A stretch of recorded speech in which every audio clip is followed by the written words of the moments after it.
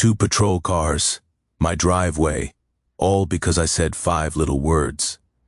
I'm not in your HOA. This power-drunk HOA president had been making my life hell for weeks. Bogus fines, harassment letters, treating a decorated Army veteran like some kind of criminal. The second I told her the truth, she called 911, claiming I was threatening the community. But while she was busy trying to destroy me, I discovered something buried in my uncle's dusty old files, something that flipped everything upside down, something that made me realize she wasn't just wrong about having authority over me. She was about to find out I had authority over her. What would you do if someone called the cops on you for telling the truth? Drop a comment with where you're watching from, because what I'm about to reveal will blow your mind. My name's Marcus Thornfield, and 6 months ago, I thought retirement meant peace. 28 years in the Army Corps of Engineers. Figured I'd earned the right to fly my flag without someone breathing down my neck. Wrong. I inherited 47 acres from great-uncle Ezra, an eccentric old coup who hoarded legal documents like a pack rat. His property sat in the middle of what's now Millbrook Heights, a subdivision full of McMansions and people who treat Grass Height like a moral issue. The 1950s farmhouse had character, wraparound porch with handhead posts, floors that creaked stories with every step. Uncle Ezra's basement was packed with document boxes, the musty paper scent mixing with my boots echoing on concrete. I should have paid attention to those papers from day one. Then I met Vivian Ashworth, and my peaceful retirement went straight to hell. Picture a woman who probably iron presses her underwear and color coordinates her sock drawer. 58, silver hair shellacked into submission, drives a Lexus SUV with bored Priz vanity plates. She's been HOA dictator for 6 years, treating 800 families like personal subjects in her little kingdom. My neighbor Tom Bradley, retired firefighter who brought me coffee that first week, filled me in on her reign of terror. That psycho fined the Miller family $300 because their kid's sidewalk chalk was non-approved colors. Made the Johnsons rip out their vegetable garden for being agriculturally inconsistent with residential standards. She once measured my grass with an actual ruler and threatened a lien over ½ an inch. The woman was clearly unhinged, but I figured she'd leave me alone. My property obviously wasn't part of their precious subdivision. I installed a 25-foot flagpole my first week, Old Glory flying proud. Me a flag underneath plus a simple wooden sign. Thornfield Ranchist 1847. Nothing fancy, just honest American pride on American soil. Day 3. Here comes the Wicked Witch herself, marching up my gravel driveway like she owned every inch of dirt in the county. The sharp click of her heels against stones sounded like a death march, clutching that citation book like it was the Constitution itself. Sir, your flagpole exceeds our 20-foot height restrictions. That sign requires architectural committee pre-approval before installation. I was fixing fence posts, sweat dripping, hands dirty from honest work. The smell of creosote and fresh-cut lumber filled the air. Ma'am, with all due respect, I'm not in your HOA. Her face turned the color of a fire engine. Everyone in this community follows our covenants and restrictions. Check your property maps, I said, staying calm. This land predates your subdivision by 50 years. Didn't matter. She slapped a $250 citation under my truck's windshield. Anyway, when I called their office to explain the situation politely, her assistant basically told me to go pound sand in language that would make a drill. Sergeant Blush. That's when Uncle Ezra's voice echoed in my head. Boy, when someone starts throwing their weight around, it's time to check who actually has the power. The county recorder's office became my weekend destination. Mrs. Rodriguez, the clerk who'd worked there 30 years, lit up when she heard my last name, Ezra Thornfield. That man was a legend around here.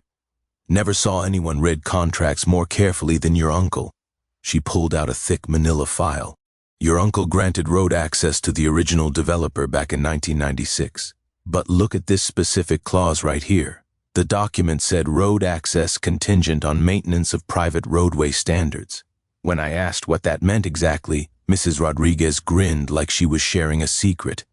Your uncle let them build roads across his property, but he never actually transferred ownership of the roads themselves. Crafty old devil kept everything.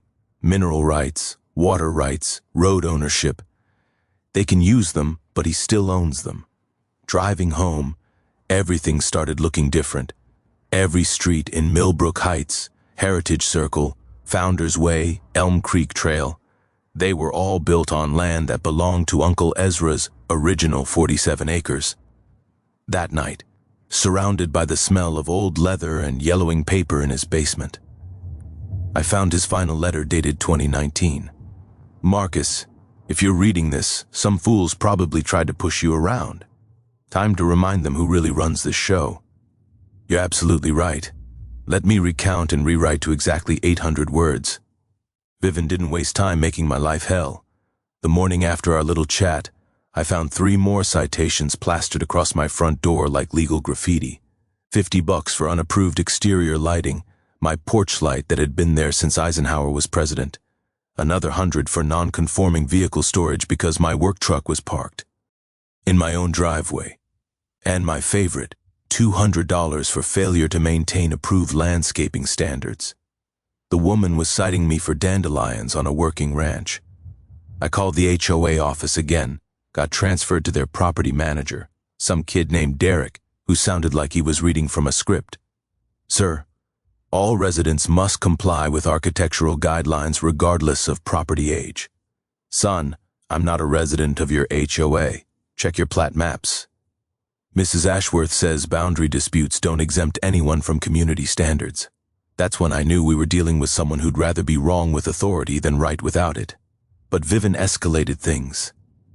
Next morning I heard gravel crunching and looked out to see some guy with a clipboard and camera wandering around my property taking pictures of everything from my barns peeling paint to my chickens. She'd hired a private property inspector to document violations on my land. The smell of fresh manure from the chicken coop mixed with morning coffee as I watched this fool climb over my fence to photograph my non-conforming agricultural structures. That's when Uncle Ezra's lessons came flooding back. During my Army days, he'd always said water rights and mineral rights often stayed with original owners even after development. Always check what subsurface rights you own. They're worth more than folks realize. This inspector was trespassing to photograph violations that didn't legally exist. So I documented him right back taking pictures of him climbing my fence. Then I called the sheriff. Deputy Martinez showed up 20 minutes later, good man. Knew Uncle Ezra personally. The morning air carried honeysuckle scent as Martinez examined the inspector's authorization letter. Marcus, what's the problem? Got a trespasser taking pictures for some HOA nonsense? The inspector started sputtering about community standards in 4. Cement. Waving around Vivian's authorization letter, Martinez read it over, coffee steaming from his thermos. Sir, this gives you permission to inspect HOA properties. This isn't an HOA property. But Mrs. Ashworth said, Mrs. Ashworth doesn't authorize trespassing on private property outside her jurisdiction. The inspector left with a warning and no pictures, but Vivian was just getting started. That afternoon, she showed up with reinforcements. 2 board members and their lawyer. Fancy suits standing on my porch like they were serving federal papers. Their dress shoes clicking against wooden decks sounded like fingernails on chalkboard. Mr. Thornfield, we're prepared to offer a solution to this boundary confusion. I leaned against my doorframe, sipping sweet tea and watching these city folks sweat in uncomfortable clothes. I'm listening. The lawyer pulled out a contract. We'd like to offer honorary membership in Millbrook Heights HOA, reduced dues, grandfathered violations, and you keep your flagpole. In exchange for what? Simple compliance with our basic community standards going forward. I read their generous offer. They wanted me to sign away property rights, submit to their architectural review board, and pay $300 monthly for the privilege of following their rules on my own land. Folks, that's mighty kind, I said, handing back their contract. But I'll pass. Vivian's face turned purple. Mr. Thornfield, we're trying to be reasonable. Ma'am, I don't need permission to be reasonable on my own property. After they left, I called Mrs. Rodriguez at the county office. Time to dig deeper into those subsurface rights Uncle Ezra had protected. Ezra filed for exclusive water pumping rights back in 1962, she told me. Covers the entire aquifer under the subdivision. Annual renewal fee of $50, automatically renewed unless canled. My heart raced as implications hit me. Uncle Ezra hadn't just collected documents. He'd built a fortress of legal protections. That evening, Tom Bradley came by with a six-pack and disturbing news. Barbecue smoke drifted from someone's backyard while we sat on my porch, watching sunset over Vivian's manicured kingdom. Vivian's been calling contractors around town, telling them not to do business with you. Says you're problematic and fighting community improvement efforts. She's also posting on Nextdoor about dangerous elements moving into the neighborhood. Direct quote, military individuals with anti-authority attitudes who refuse basic community standards. Now she was attacking my service record. That crossed a line. I spent that night reading Uncle Ezra's papers by lamplight. Musty document smell filling the room. That's when I found the 1963 easement agreement that made me smile. Uncle Ezra had negotiated maintenance authority over the subdivision's entire drainage system. Every storm drain, every culvert, every piece of infrastructure keeping Millbrook Heights from flooding. Uncle Ezra had legal oversight and emergency access rights, which meant I now had authority to inspect drainage systems throughout the entire subdivision, including the storm drain running directly under Vivian's perfect front yard. Time to pay her a neighborly visit. I showed up at Vivian's house Tuesday morning with my clipboard, measuring tape, and the biggest smile I could manage. Her front lawn looked like something out of a magazine. Every blade of grass the exact same height, flower beds arranged with military precision. The woman probably used a ruler to trim each individual blade. She answered the door in a bathrobe that cost more than my truck payment, coffee mug in hand, looking like she'd rather be getting a root canal. Mr. Thornfield, what are you doing here? Morning, ma'am. Just need to inspect the drainage easement under your property. Routine maintenance check. I held up the 1963 easement agreement, complete with official county seal. Her face went through 6 different shades of confusion before settling on angry red. You can't just walk onto my property. Actually, I can. Your house sits right over the main storm drain for this subdivision. My great-uncle negotiated maintenance rights, and those transferred to me. The smell of her expensive perfume mixed with fresh-cut grass and morning dew. You could practically hear the gears grinding in her head as she tried to process this information. This is harassment. No, ma'am, this is infrastructure maintenance. Would you prefer I schedule through your HOA office? I'm sure Derek would love the paperwork. She slammed the door so hard it rattled the windows, but I'd gotten what I came for. Confirmation. She had no clue what legal rights Uncle Ezra had woven into this neighborhood's foundation. 10 minutes later, she escalated in exactly the way I'd expected. Instead of calling her lawyer, or even Derek, she dialed 911, told them a dangerous veteran was threatening her family with fake legal documents. 2 patrol cars arrived while I was measuring the storm drain access point in her backyard. The sound of car doors slamming echoed off perfect houses like gunshots in suburbia. Sir, step away from the property and put your hands visible. I recognized Officer Johnson from my morning coffee runs. Good guy, just doing his job. I slowly pulled out the easement agreement and property deed, moving like I was handling explosives. Officers, I'm conducting legally authorized drainage maintenance on infrastructure. I have easement rights to inspect. Vivian came running out in her bathrobe, practically hyperventilating. He's been harassing our family for weeks, making threats, ignoring community standards, threatening our safety. Sergeant Williams, Johnson's partner, stepped forward. Older guy with gray temples, who'd probably seen every flavor of neighborhood drama. He examined my paperwork while morning air filled with the distant hum of leaf blowers from 3 different yards, because apparently 8 a.m. was lawn maintenance hour in suburbia. Ma'am, these documents appear legitimate. This gentleman has legal authority to inspect drainage infrastructure on this easement, but he can't just walk onto my property whenever he wants. Actually, William said, reading the fine print, according to this 1963 agreement, he can with reasonable notice during business hours. Watching Vivian's face was like watching a Windows computer crash in real time, red to purple to gray to something approaching translucent. This is insane. I'm calling my lawyer immediately. That's your right, ma'am, but right now this gentleman isn't violating any laws.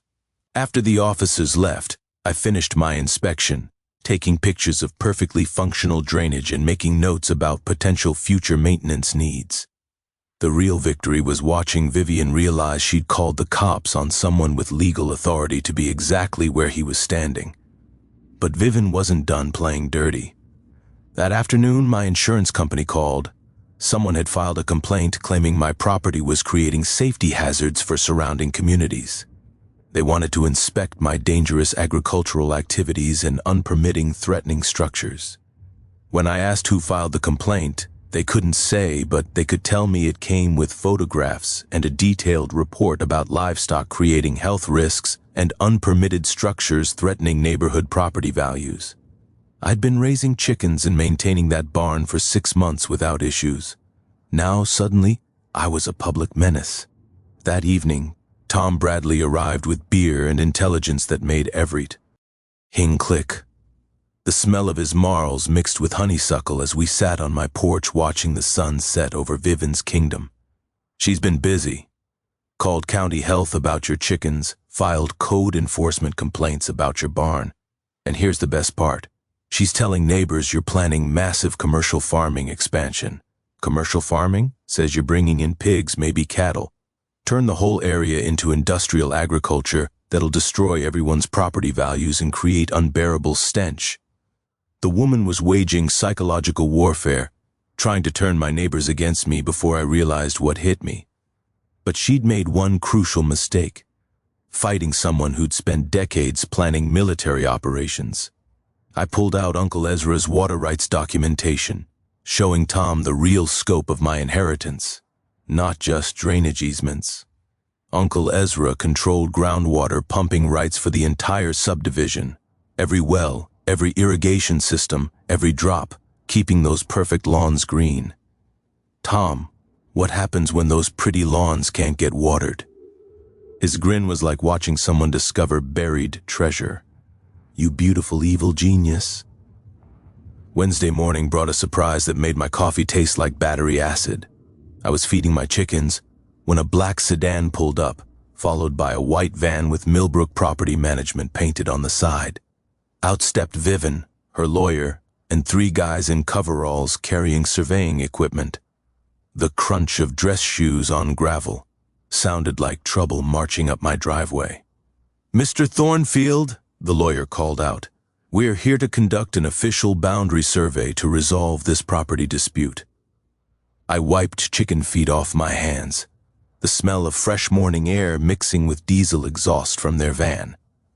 One of my hens chose that moment to let out a squawk that sounded like she was commenting on our uninvited guests. Folks, there's no property dispute. County records are clear about where my land ends and yours begins. Nevertheless, Vivian said, clutching a manila folder, we've hired professional surveyors to establish definitive boundaries. That's when I noticed something fishy. These weren't county surveyors or licensed professionals. The equipment looked official, but the guys carrying it had Millbrook Property Management shirts. They worked for the HOA. I pulled out my phone and started recording. Y'all are welcome to survey your property, but if those instruments cross onto my land, we're going to have problems. The head surveyor, a nervous guy who kept adjusting his glasses, looked between me and Vivian like he was watching a tennis match where someone was about to get beheaded. Sir, we need to establish accurate property lines. That might require measurements from multiple reference points.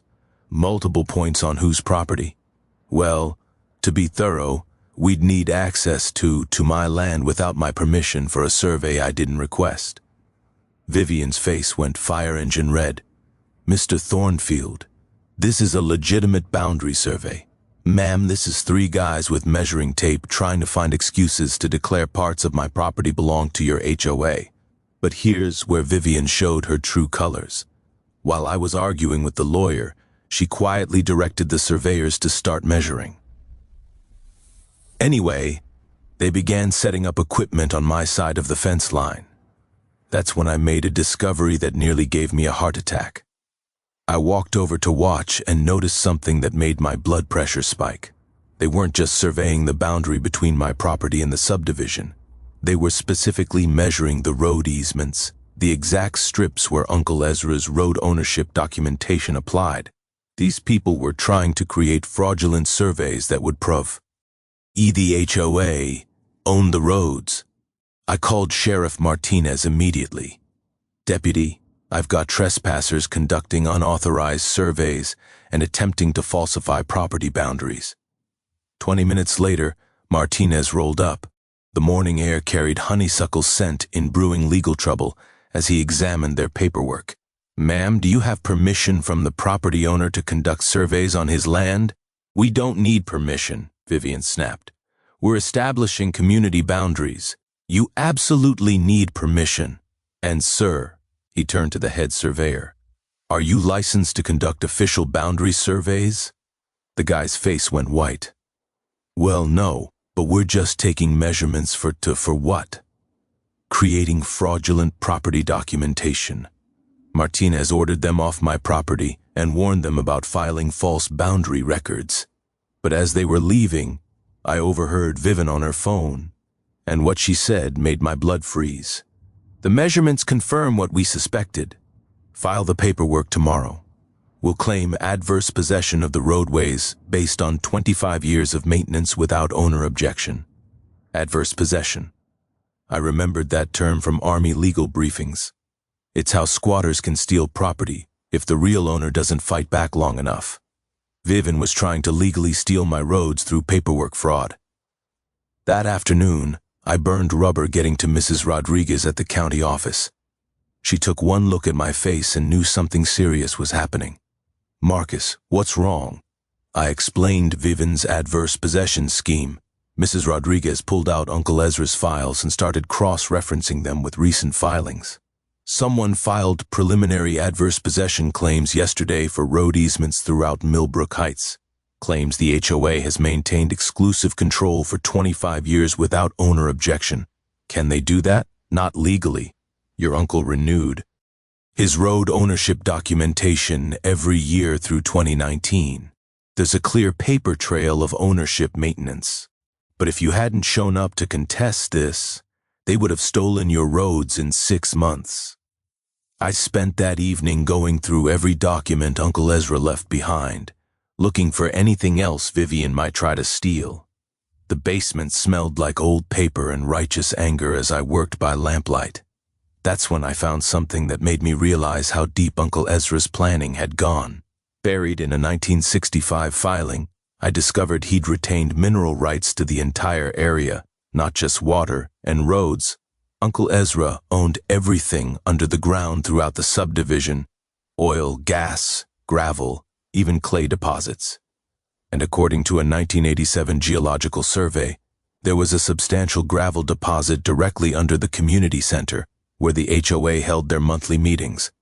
I called Tom Bradley immediately. Tom, how would you feel about attending the next HOA meeting as my guest? Why? What are you planning? Just a little educational presentation about property rights. Time this neighborhood learned exactly what Uncle Ezra left me. The next morning brought a phone call that changed everything. Mrs. Rodriguez from the county office, voice trembling with excitement. Marcus, you need to get down here immediately. I found something in your uncle's files that's going to blow your mind. I drove to the courthouse faster than was probably legal, the smell of morning coffee and fresh asphalt filling my truck cab. Mrs. Rodriguez was waiting with a stack of documents that looked older than dirt. I was cross-referencing Ezra's property records to help you fight this adverse possession nonsense, And I found this. She slid a thick folder across the counter. Your uncle didn't just own roads and mineral rights. He owns the entire subdivision. My heart stopped. What do you mean, the entire subdivision? Look at this 1995 deed transfer. The original developer, Millbrook Construction Company, went bankrupt during the housing crisis. When they couldn't pay their construction loans, the bank foreclosed on everything, including the developed lots they hadn't sold yet. She pointed to a highlighted section of legal text. Your uncle bought the foreclosure package for pennies on the dollar. 847 residential lots, the community center, the playground, even that ridiculous fountain. The room started spinning. Are you telling me Uncle Ezra owned every house in Millbrook Heights? Not the houses themselves. Those were sold to individual buyers, but the land underneath them, the lots they sit on. Your uncle retained ownership and leased them back to the homeowners through ground leases. I had to sit down before I fell down. Ground leases. I remembered that concept from military housing briefings. It's when you buy a house, but essentially rent the dirt it sits on. Most homeowners never realize they're paying rent on land they think they own. Always check if you own fee simple or just a ground lease. The difference can bankrupt you overnight. Mrs. Rodriguez pulled out another document. Here's the beautiful part. The ground leases were structured as 99-year agreements with automatic renewal clauses, but there's an escape clause that nobody ever reads. What kind of escape clause? If the lessee, that's the homeowner, violates the terms of the lease agreement, the lessor, that's you now, can terminate the lease and reclaim the land. My hands were shaking as I read the fine print. What constitutes a violation? Harassment of the lessor, interference with lessor's property rights, filing false legal claims against the lessor. Basically everything Vivian's been doing to you for the past 2 months. The implications hit me like a freight train. Vivian hadn't just been harassing me, random neighbor. She'd been systematically torturing her landlord, the man who literally owned the ground her house sat on. Does Vivian know about this? Nobody knows. When the HOA was formed in 2001, the management company never did proper title research. They assumed the homeowners owned their lots outright. The ground lease payments were automatically deducted from mortgage payments and sent to a trust account your uncle set up. I flipped through page after page of financial records.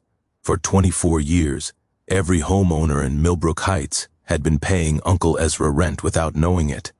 The monthly HOA dues they thought were going to maintenance. A big chunk was actually ground lease payments.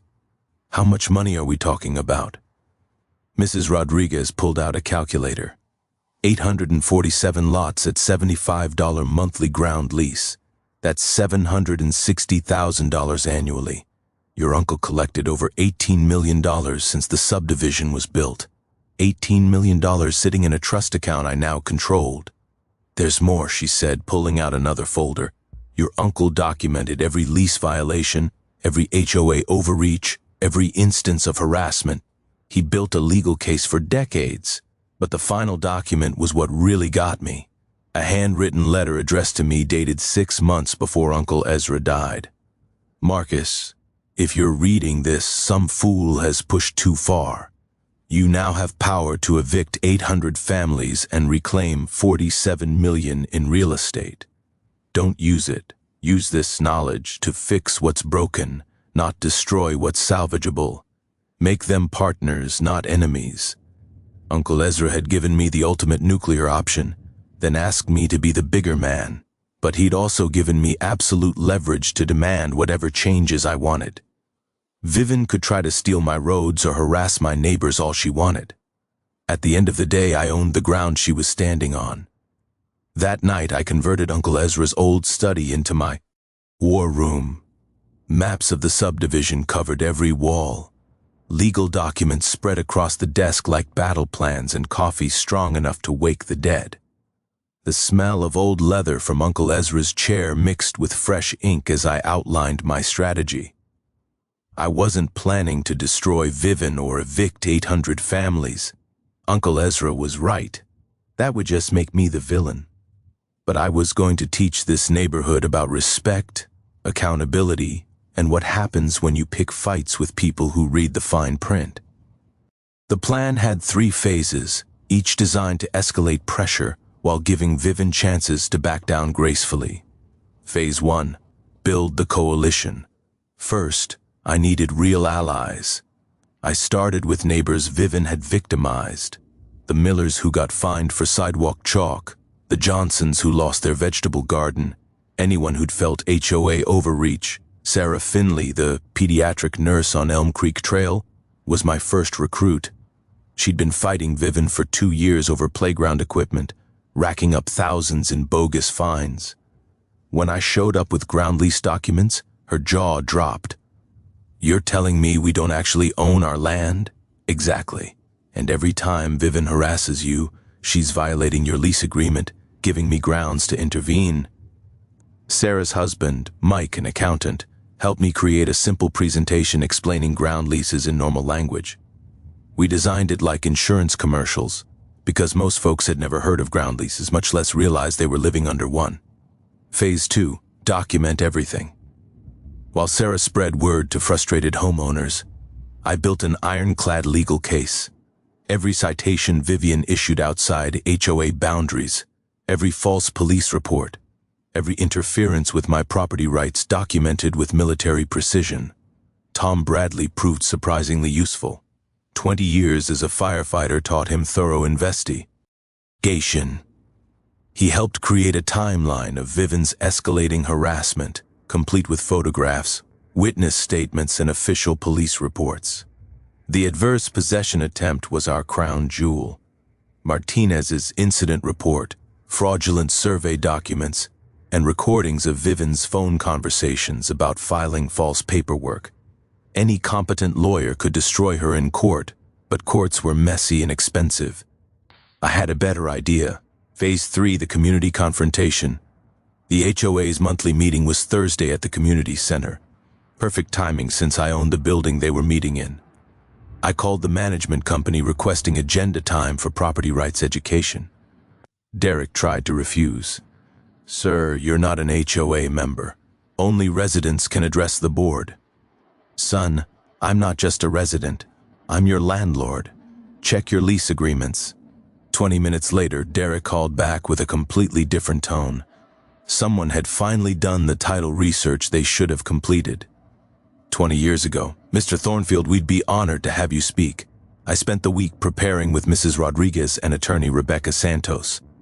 Rebecca examined Uncle Ezra's documentation and whistled. "This is the most comprehensive property rights portfolio I've ever seen. Your uncle could have charged triple the ground lease rates." The presentation was designed to educate, not humiliate. I wanted people understanding their legal situation, learning their rights as lease and HOA members, and seeing a path forward without lawyers or evictions. But I prepared a backup plan. If Vivian disrupted the meeting or rallied support for continued harassment, I had documents that would end her presidency immediately. The trump card was financial analysis showing HOA money spent on legal fees, harassment campaigns, and fraudulent activities over 2 years.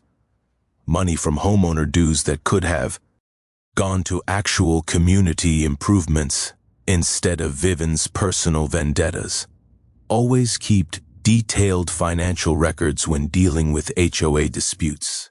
Misuse of homeowner funds is often the fastest way to remove corrupt board members. Money talks louder than personality conflicts.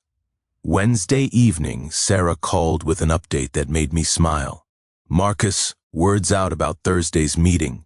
I've talked to 47 families and every single one is attending. People are furious about the ground lease situation, but they're more furious about how much money Vivian's wasted on harassment instead of fixing roads. What about Vivian's supporters? That's the beautiful part. Even her allies are asking questions. Nobody likes discovering they've been paying rent without knowing it, especially when their HOA president has been picking expensive legal fights with their landlord."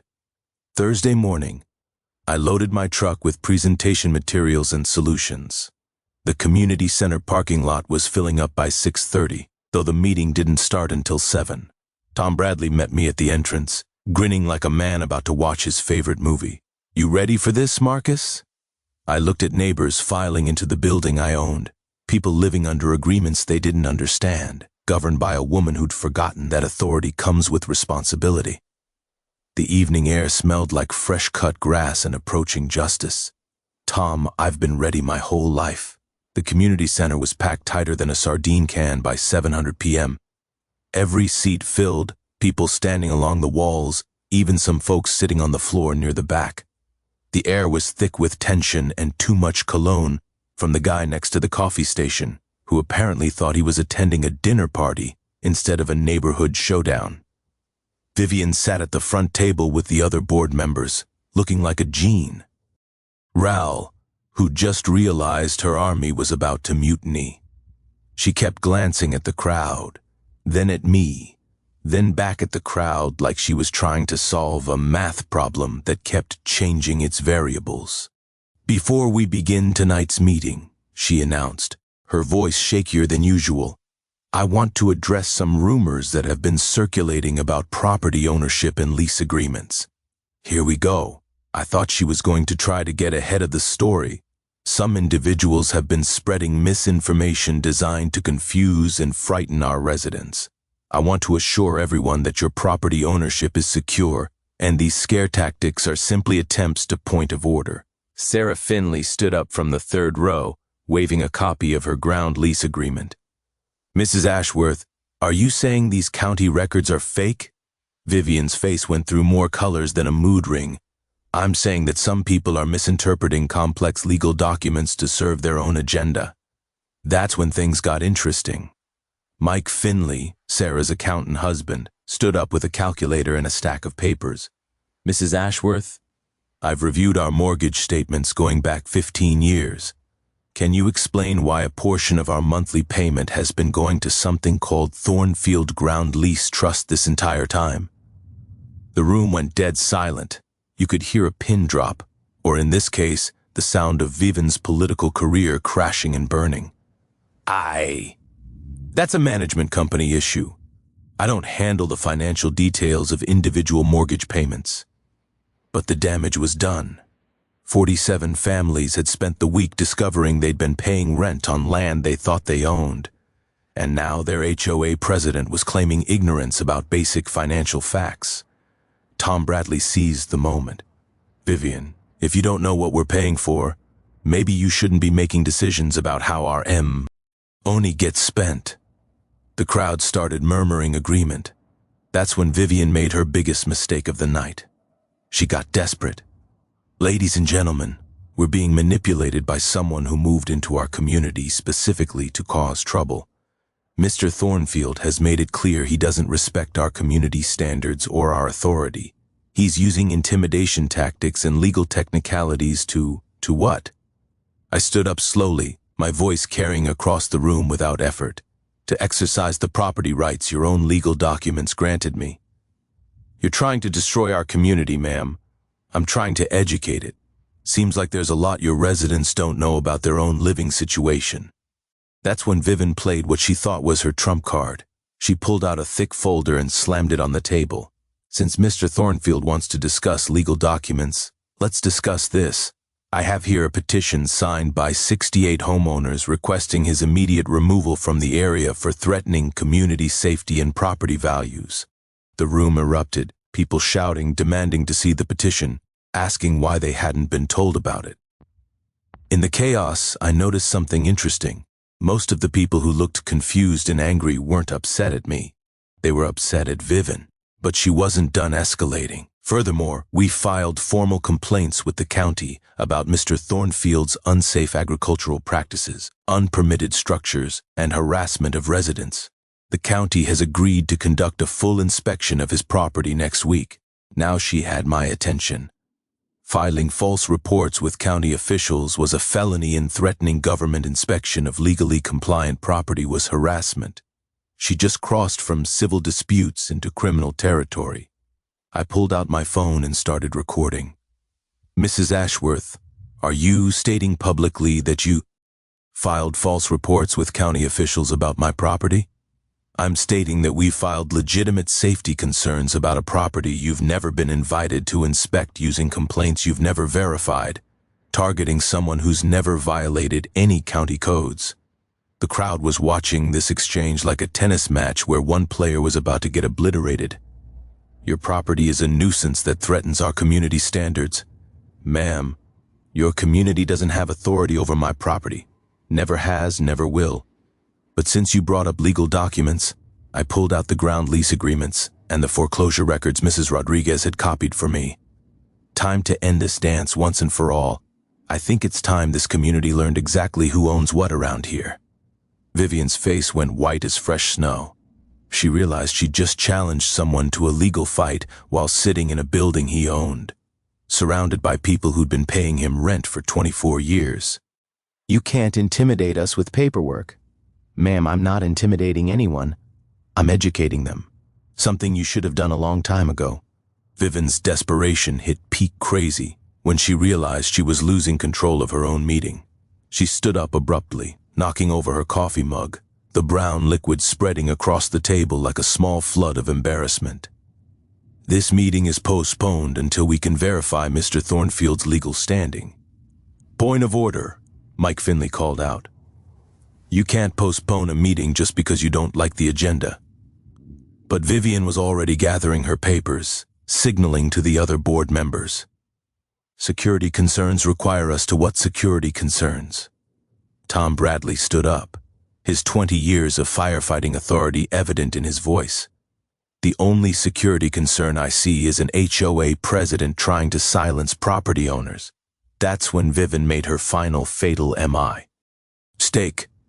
She pulled out her phone and dialed 911 right there in front of everyone. Yes, I need police at the Millbrook Heights Community Center. We have an individual making threats and refusing to leave the premises. The room exploded.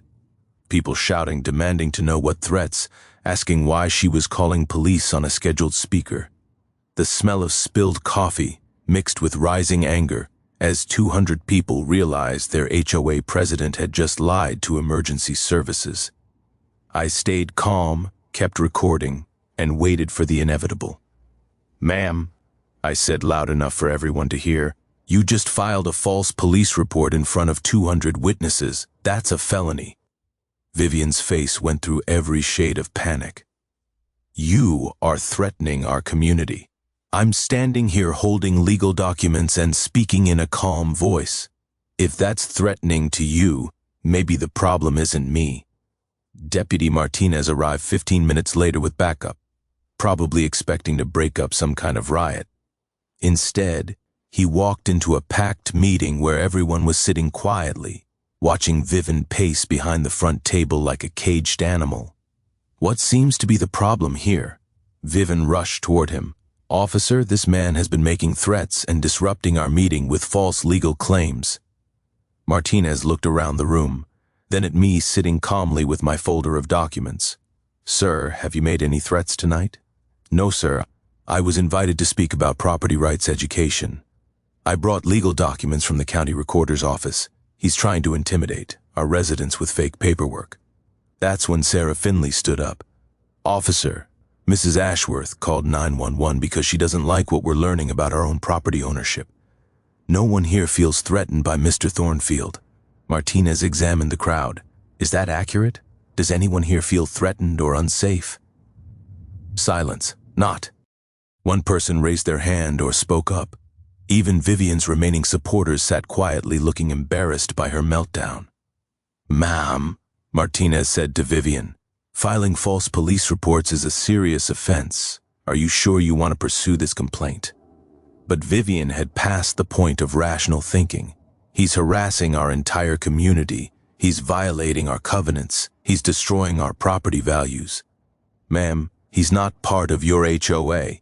He can't violate covenants he never agreed to. Martinez had clearly done his homework since our previous encounters. He understood the legal situation better than Vivian did. That's when I decided to end the circus. I stood up and addressed the room. Folks, Mrs. Ashworth seems upset about legal documents she claims are fake. Would you like to hear what these county records actually say? The crowd rumbled, agreement outrumbled. Even some of the board members were nodding. I opened the folder and pulled out the foreclosure deed from 1995. 29 years ago, the original developer of this subdivision went bankrupt. The bank foreclosed on everything, the developed lots, the common areas, the roads, everything. I held up the document so people could see the official seals. My great-uncle Ezra Thornfield bought the entire foreclosure package for $1.97 on the dollar. The room went dead quiet. You could hear the air conditioning humming and someone's stomach growling near the back. That means for the past 24 years, every family in this subdivision has been living under ground lease agreements. You own your houses, but Uncle Ezra owned the land underneath them. I pulled out the ground lease documentation.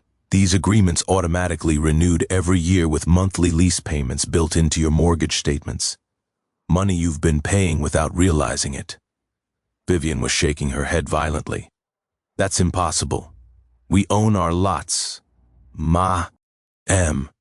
You can check with any title company. Ground leases are perfectly legal and more common than people think. I looked around the room at faces showing confusion, anger, and dawning understanding. Here's the important part. Those ground lease agreements include behavior clauses, harassment of the lesser, filing false legal claims, interfering with property rights. Those are all violations that can result in lease termination. The implications hit the room like a cold wave. If I wanted to be vindictive, I could evict every family who'd participated in or supported Vivian's harassment campaign. But Uncle Ezra left me specific instructions. He didn't want me to use this power to hurt people. He wanted me to use it to fix what's broken. I pulled out Uncle Ezra's final letter and read the key passage aloud. Make them partners, not enemies. The neighborhood needs a leader, not a landlord. So, here's what I'm proposing. We restructure this community as a genuine partnership.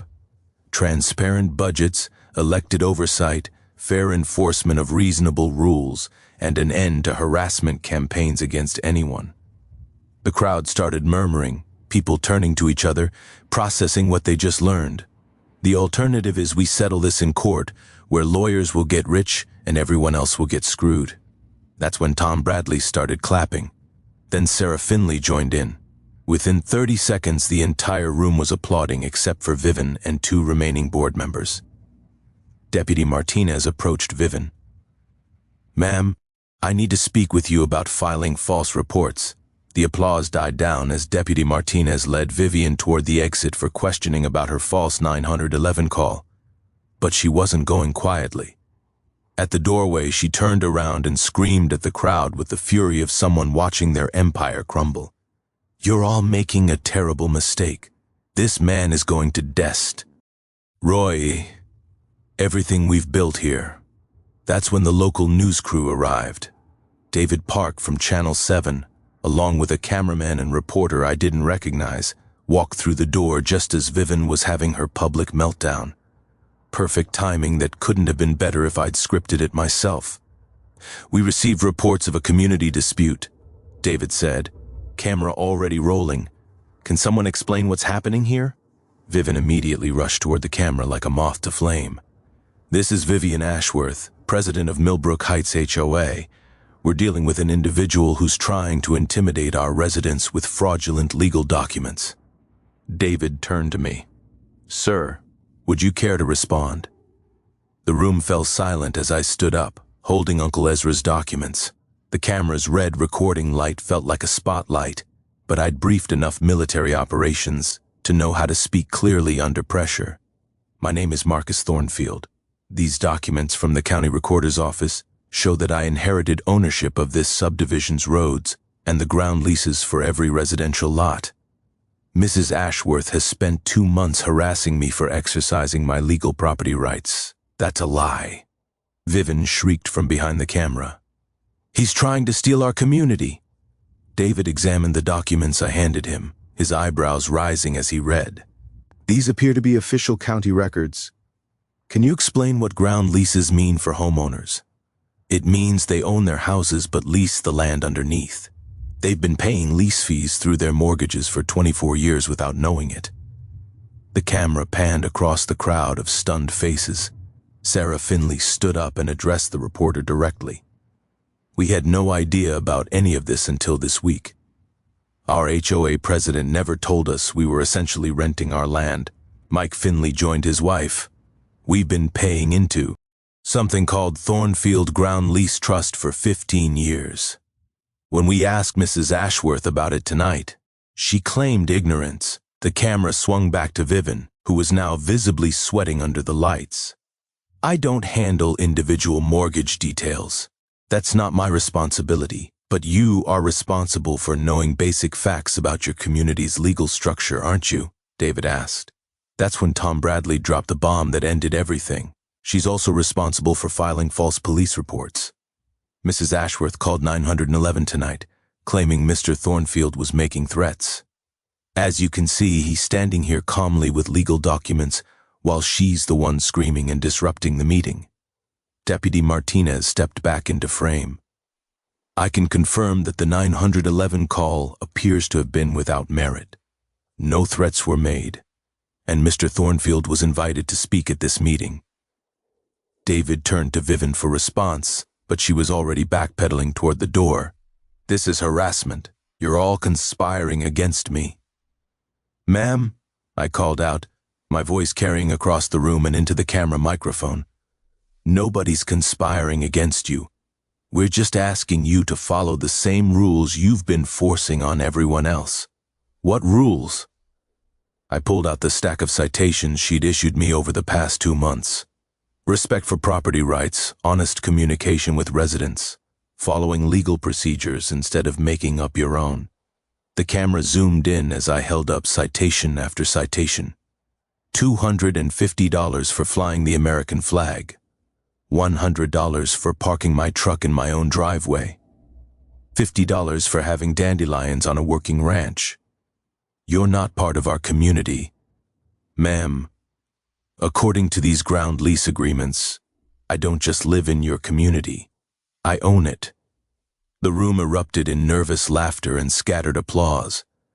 Even some of the board members were shaking their heads at Five Eye. Ven's behavior. David stepped closer with his microphone. Mr. Thornfield, what are your intentions now that this ownership situation has been revealed? This was the moment Uncle Ezra had prepared me for the chance to be vindictive, or to be a leader. I looked around the room at 200 people who were watching their understanding of their own lives get turned upside down. My great-uncle left me instructions to be a partner, not a dictator. I'm proposing we restructure this community based on transparency, fairness, and mutual respect. And if people don't agree to that restructuring, I shrugged, then we'll settle it in court, and lawyers will get rich while everyone else gets screwed. But I'd rather work together than fight each other. Vivian made one final desperate play. You can't force us to accept your demands. I turned to face her directly, the camera capturing every word. Ma'am, I'm not forcing anything. I'm offering partnership instead of landlord-tenant relationships. But if you prefer the alternative, I pulled out the lease termination notices I'd prepared as backup. I can start eviction proceedings tomorrow morning. Your choice. The room went dead silent. Vivian's face cycled through shock, anger, fear, and finally defeat. Deputy Martinez stepped forward. Ma'am, I need you to come with me now. As Vivian was escorted out for questioning about filing false reports, the camera captured her final words. This isn't over. I looked directly into the camera lens. Yes, ma'am, it is. 6 months later, Millbrook Heights had transformed into something Uncle Ezra would have been proud of. The HOA had been restructured into the Millbrook Community Partnership, with elected representatives, transparent budgets, and rules that actually made sense. Property values had increased 12%, not because of strict enforcement, but because people actually wanted to live in a neighborhood where neighbors helped each other instead of fighting. I was sitting on my front porch, watching kids play in the new community garden we'd built on the corner lot that used to be decorative green space only. The smell of tomatoes and fresh herbs mixed with the sound of laughter, creating the kind of atmosphere Uncle Ezra had always envisioned. My morning coffee tasted better knowing it was brewed with water from wells I owned, flowing to homes where people now understood exactly what they were paying for. Tom Bradley walked up the gravel driveway carrying 2 bottles of beer even though it wasn't even noon yet. After the events of the past year, we'd earned the right to celebrate whenever we wanted. Got some interesting news from downtown, he said, settling into the rocking chair I'd built from wood reclaimed from the old barn. Vivian's court case wrapped up yesterday. How'd that turn out? Plea bargain, 6 months community service, fine for filing false reports, and she's banned from serving on any HOA board in the county for 5 years. I took a long sip of coffee and watched a red-tailed hawk circle over the fields behind my property. Think she learned anything from all this? Doubt it, but the rest of the neighborhood sure did. He was right about that. Sarah Finley had been elected as the first president of the community partnership, running on a platform of transparency and common sense. Mike Finley handled the books, ensuring every penny of community funds was accounted for and spent on actual improvements rather than harassment campaigns. The old HOA office had been converted into a community resource center where people could access Wi-Fi, borrow tools, or just gather for coffee and conversation. The building's conference room displayed a framed copy of Uncle Ezra's letter, reminding everyone that real leadership meant serving the community, not controlling it. Marcus, Tom, you ever think about what would have happened if you'd just moved away when Vivian started her nonsense? I thought about that plenty over the past months. Probably would have found some other property owner to bully. Maybe someone without Uncle Ezra's documents to fight back with. So, you did this neighborhood a favor. We all did ourselves a favor. Sometimes standing up to bullies is the only way to stop them from creating more victims. The sound of gravel crunching announced Sarah Finley's arrival. She'd gotten into the habit of stopping by every few weeks to update me on community business, even though I'd made it clear that the partnership should run itself without needing my approval. Morning, Marcus. Tom. She climbed the porch steps, looking more relaxed than I'd ever seen her during the Vivian years. Got the quarterly budget report if you want to look it over. Sarah, I keep telling you, you don't need my permission to spend community money on community needs. I know, but transparency works both ways. You own the infrastructure, so you should know how we're maintaining it. The budget was impressive.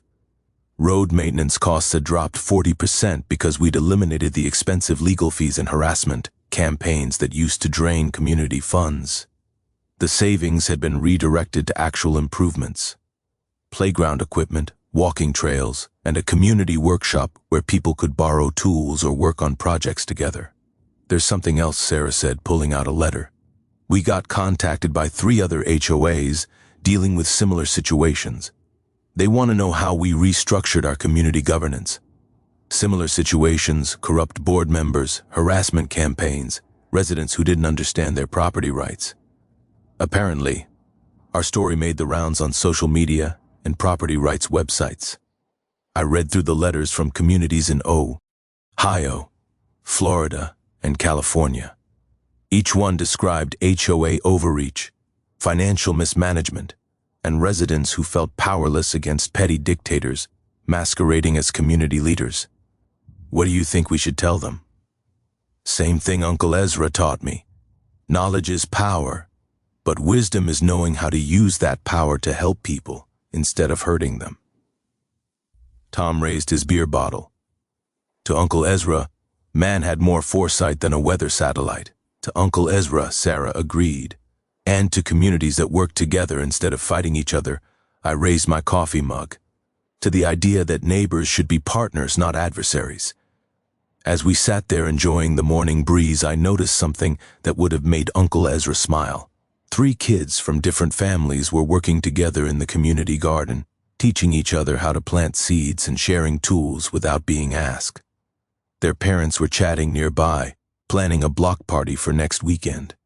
This was what Uncle Ezra had really left me, not just legal documents and property rights, but the opportunity to help create something better than what came before. My phone buzzed with a text message. Another community asking for advice about HOA reform. I handed the phone to Sarah. Think you can handle this one without me? She grinned. Marcus, we've been handling things without you for months.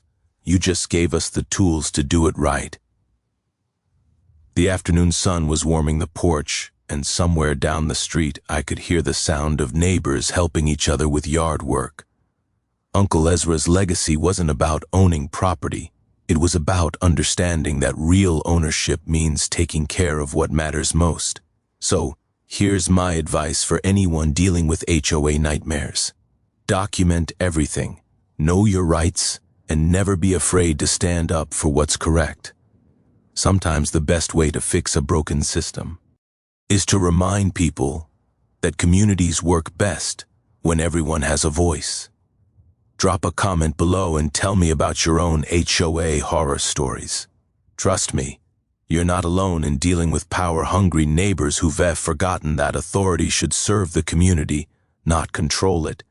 And don't forget to subscribe for more stories about regular people standing up to corruption and actually winning. Next week, I'll tell you about the town council that tried to seize a veteran's property for a parking lot until they discovered he owned the mineral rights under their city hall. Thanks for hanging out with us on HOA Stories, where the HOA Karens meet their match. If this story had you cheering or cringing, go ahead and like the video, drop a comment with your reaction, and hit subscribe so you're ready for the next wild HOA tale.